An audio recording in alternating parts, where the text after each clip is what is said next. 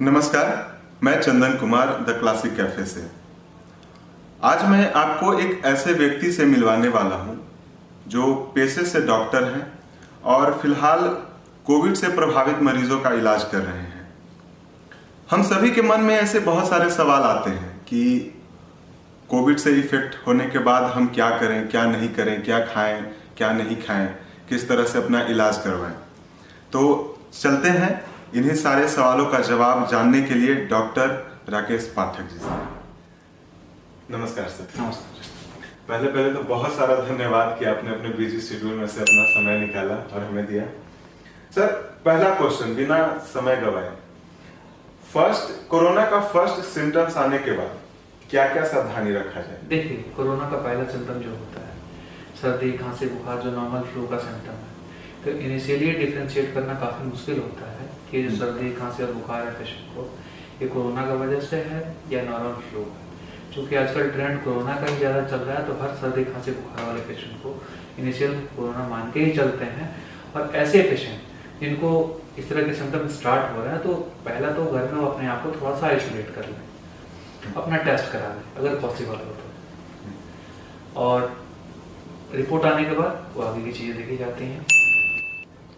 किन लोगों को हॉस्पिटल आने की जरूरत हो रही है, मतलब उनका क्या असावधानी बरतते हैं? नहीं, असावधानी वाली तो कोई बात नहीं है, पर वैसे पेशेंट जो ओल्ड एज हैं, कोमॉर्बिडिटीज है, जिनको डायबिटीज है, हाइपरटेंशन है, कोई हार्ट की सर्जरी हुई है, या कोई इम्यूनो सप्रेसेंट मेडिसिन खा रहा है पेशेंट, इम्यूनो डिप्रेसेंट कोई ऐसी दवाइयाँ खा रहा है जिससे इम्यून उसका डिप्रेस हो रहा है, जैसे एस्टेरॉयड होते हैं, बहुत ऐसी दवाइयाँ हैं बीमारियाँ हैं जिसमें इन सब दवाइयों की जरूरत होती है। तो ऐसे पेशेंट हाई रिस्क पे होते हैं इन्फेक्शन कैच करने के लिए, और ऐसे पेशेंट को ही हॉस्पिटल जाने की जरूरत भी पड़ती है।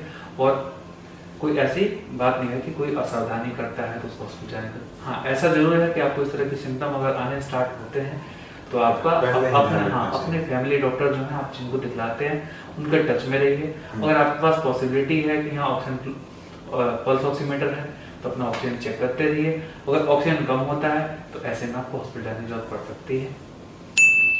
सर, कोविड के सारे सिम्टम्स कॉमन हैं जो बहुत सारे बीमारियों में पाए जाते हैं, तो इनमें फर्क कैसे करें? कोविड के बहुत सारे सिम्टम हैं जो बहुत बीमारियों में पाए जाते हैं। इसमें डिफरेंशिएट करने का सबसे साधारण तरीका है कि अपना टेस्ट कराइए। अगर आरटीपीसीआर नेगेटिव आता है और उसके बाद भी आपको किस तरह की सांस की परेशानी आती है, क्योंकि इस बार ट्रेंड देखा गया है कि कोविड होते हुए भी पेशेंट्स को आरटीपीसीआर नेगेटिव आता है, इवन एंटीजन भी नेगेटिव आता है। ऐसे केसेस में अगर पेशेंट को सर्दी, खांसी और बुखार होता है और उसके 5वें, 6ठे दिन, 7वें दिन जाकर के पेशेंट को किस तरह की काफी थकान अगर महसूस होती है, पेशेंट को थकान होती है, पेशेंट का टेस्ट चला जाता है, पेशेंट खाना नहीं खाता है, पेशेंट को चलने पे सांस फूलने की शुरुआत हो जाती है, या पेशेंट 2-4 शब्द बात करते हैं उसको सांस की दिक्कत होनी स्टार्ट हो जाती है, तो ऐसे केसेस में पेशेंट अपने जो फैमिली डॉक्टर हैं, उनके जो फिजिशियन, फैमिली फिजिशियन था, उनसे बात करके अगर डॉक्टर साहब कहते हैं सीटी कराना है, सीटी करा लें, एक्सरे कहते हैं एक्सरे करा लें, डॉक्टर साहब जैसे एडवाइस करते हैं बस उसके हिसाब से। खुद से डॉक्टर बन के जो व्हाट्सएप यूनिवर्सिटी में जो दवाइयाँ आ रही हैं, लोग इतनी दवाइयाँ लिख के भेज रहे हैं कि ये दवाई ले लो पहले सिम्टम आने के बाद, वो बिल्कुल भी सेफ नहीं है। अच्छा सर, एक सवाल है बालाकांत जी का कि मान लेते हैं आज मुझे सर्दी बुखार हुआ जी, 2-3 दिन में ठीक हो गया जैसे नॉर्मल वायरल फीवर में होता है, कितने दिनों के बाद अपने को सेफ समझें? ऐसा है कि अगर सर्दी, खांसी, बुखार आया और आपका सर्दी, खांसी, बुखार सेटल हो गया, उसके 5वें, 6ठे दिन बाद अगर आपको कोई सांस की दिक्कत नहीं होती है, आपने आरटीपीसीआर करा लिया, वो नेगेटिव आ गया, आपने एंटीजन कराया, जो भी आपके पास फैसिलिटी अवेलेबल आपने करा लिया, वो नॉर्मल आता है, अगर नेगेटिव आता है, ठीक है, और बुखार 1-2 दिन रह के सब कुछ सेटल हो गया, तो आप अपने से फील कीजिए। अगर किसी को कोविड है, घर पर रहकर क्या सावधानी बरतना चाहिए?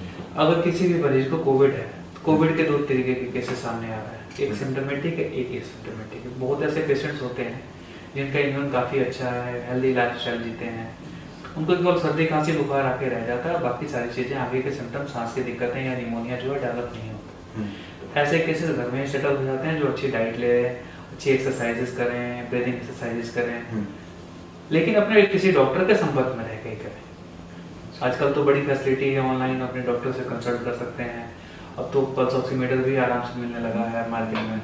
तो ऐसे केसेस में ना पल्स ऑक्सीमीटर लें, ऑक्सीजन चेक करते हैं। जब तक कि ऑक्सीजन आपका सेटल रहता है कहीं जाने की जरूरत नहीं है। अच्छे किसी एक अपने फैमिली फिजिशियन से, अपने डॉक्टर से मिल करके उन्होंने जैसे प्लान किया आपके लिए वो दवाइयाँ खाते रहे। तो हल्की फुल्की दवाइयाँ जो होती हैं, बहुत ज़्यादा दवाइयों की जरूरत भी नहीं होती है। हाँ, जब आपको सिम्टम आता है, सांस की कोई दिक्कत होती है, ऑक्सीजन ड्रॉप करता है, देन आपको जाकर ये CT एक्सरे करा देखना होता है। उसमें अगर निमोनिया डेवलप हो रहा है, अगर थोड़ी बहुत निमोनिया है तो घर में भी सेटल हो जाता है दवाइयों से।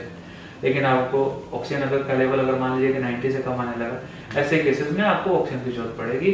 और आपको ये देखना होगा कि आपको हॉस्पिटल की फैसिलिटी लेनी है। कई बार आजकल चूंकि हॉस्पिटल बेड्स की अवेलेबिलिटी काफ़ी कम है, ऐसे केसेस में लोग क्या कर रहे हैं कि घर में ही ऑक्सीजन अरेंज करके अपना रख रहे हैं और पेशेंट को सपोर्ट दे रहे हैं और मैक्सिमम पेशेंट सेटल भी हो सकते हैं।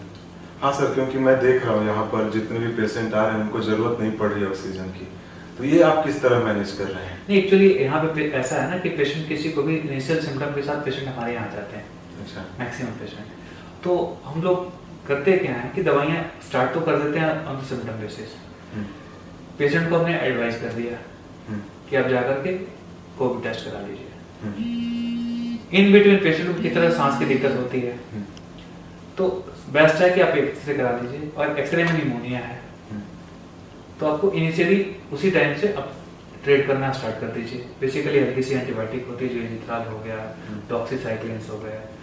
अगर निमोनिया आ रहा है तो स्टेरॉइड की भी जरूरत पड़ती है पेशेंट को, तो लो डोज में अपना स्टेरॉइड स्टार्ट कीजिए।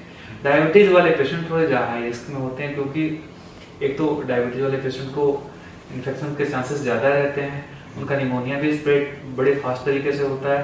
और ऐसे केसेस में आपको स्टेरॉइड यूज़ करना है। ऐसे में शुगर के का लेवल और हाई ज़्यादा जाने लगता है। तो ऐसे केसेस में उनको डॉक्टर सलाह की काफ़ी ज़्यादा आवश्यकता है।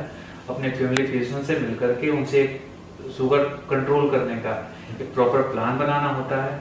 अपने जो भी दिक्कतें हो रही हैं उनके लिए उनको प्रॉपर ज़्यादा क्लोज केयर की जरूरत होती है। जो डायबिटीज़ के पेशेंट हैं, कार्डियक पेशेंट हैं, अस्थमा के पेशेंट हैं, COPD के पेशेंट्स हैं, या कोई ऐसी दवाइयाँ खा रहे हैं जिससे इम्यून उनका इफेक्ट हो रहा हो, ऐसे पेशेंट को क्लोज डॉक्टर की केयर में होकर अपना ट्रीटमेंट कराना होता है। अच्छा सर, ये रेमडेसिविर जो इंजेक्शन है इसकी क्या इम्पोर्टेंस है? एक्चुअली देखिए, रेमडेसिविर के लिए मार्केट में तो बड़ा ऐसे है कि बहुत ऐसे अटेंडेंट्स हैं जिनको हॉस्पिटल में लेके रेमडेसिविर दिया जाता है, इधर उधर धक्के खा रहे हैं, 1, 2 गुना, 3 गुना, 5 गुना, 10 गुना पैसे देकर खरीदने की कोशिश करते हैं। लेकिन ऐसा है कि रेमडेसिविर के लिए ऐसा कोई अभी डॉक्यूमेंटेड प्रूफ नहीं है कि जिस पेशेंट को रेमडेसिविर की इंजेक्शन मिल गई उसकी लाइफ बच गई। और ऐसा भी कोई प्रूफ नहीं क्लिनिकल कि जिस पेशेंट को रेमडेसिविर नहीं मिला वो एक्सपायर हो गया। तो ऐसे उसके लिए पैनिक होने की आवश्यकता नहीं है। हाँ, अगर आपके ट्रीटिंग कंसल्टेंट डॉक्टर साहब जो भी हैं अगर कहते हैं रेमडेसिविर लाना है तो उसको अरेंज करना, बट पैनिक होने की इसकी आवश्यकता नहीं है। अच्छा सर, एक और क्वेश्चन है कि बिना हॉस्पिटल गए घर पे ठीक हो सकता है कोविड? नहीं, बिना हॉस्पिटल गए मैक्सिमम पेशेंट घर पे ही ठीक हो रहे हैं। अच्छा। बहुत पैनिक होने की जरूरत नहीं है। हाँ, सांस की आपको दिक्कत हो रही है, आपको डायबिटीज है और भी कोमोर्बिडिटीज है, ऑक्सीजन का लेवल कम हो रहा है, ऐसे पेशेंट को हॉस्पिटल में जाकर क्लोज केयर की आवश्यकता होती है। अदरवाइज जो पेशेंट जिनको निमोनिया डेवलप नहीं हुआ, थोड़े बहुत हल्के सिम्टम ही आके रह गए, तो ऐसे पेशेंट घर में ठीक हो सकते हैं। बट हाँ, ये भी ध्यान रखना है कि प्रॉपर आइसोलेशन में रहना है, ताकि घर के दूसरे मेंबर्स, छोटे बच्चे हैं, प्रेग्नेंट लेडीज हैं, इनको इस इन्फेक्शन होने से बचाना है। सर, ऐसा होता है कि हमारा ऑक्सीजन लेवल 95 से नीचे आने लगता है, हम डर जाते हैं। ऐसा अवस्था में हम घर पर ही ऑक्सीजन लेवल को कैसे ऊपर करें?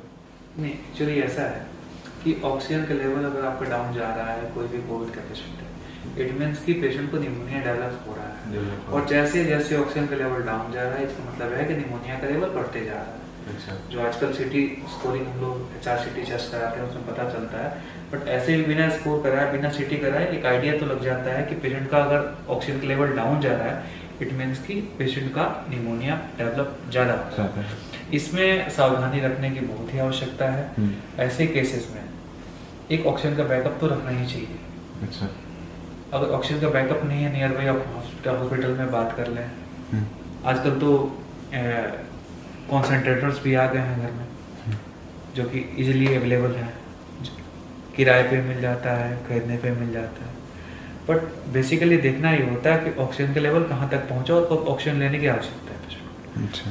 नॉर्मली पेशेंट का ऑक्सीजन 97-98% होता है एक नॉर्मल हेल्दी पर्सन का, लेकिन जैसे निमोनिया डेवलप होता है ऑक्सीजन ग्रेजुअली डिक्रीज होना स्टार्ट करता है। अच्छा।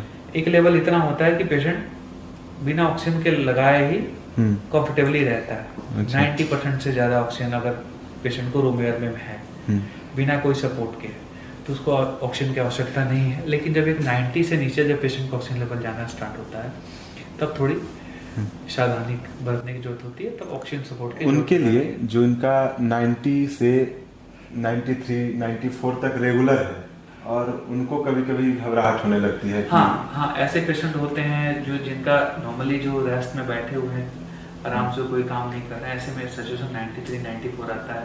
बट थोड़ा सा एक्सर्शन करते हैं, चलते हैं, फिरते हैं, थोड़ा खांसी करती है, ऐसे में ऑक्सीजन का लेवल ड्रॉप कर जाता है।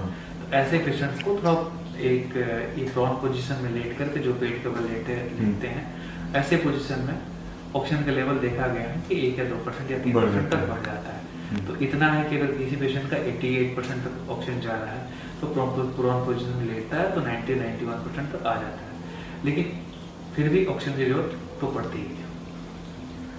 Thank you sir.